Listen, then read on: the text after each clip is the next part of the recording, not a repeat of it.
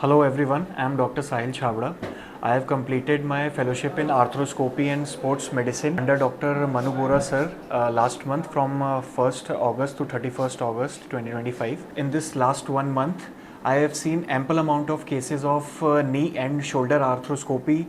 I have scrubbed in almost all the cases. There were around 50 to 60 cases in last month. ACL reconstruction including internal brace with lateral extra-articular tenodesis, shoulder bankart repair, pectoralis major repair, ATFL repair in the ankle, and PCL reconstructions. So good number of cases I have seen. I have been scrubbed. The hands-on exposure is also good. You get to do diagnostic arthroscopies as well.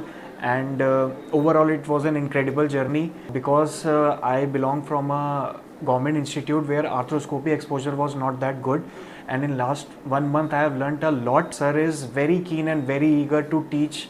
Every time he grabs that opportunity and he will teach you each and everything. His tips and tricks, they are very crucial and that will make your surgeries very easy. Last but not the least, his team is incredible. They are doing really well, very well coordinated. You will get to learn from each and every step they are doing. So overall it was a great experience. Thank you so much.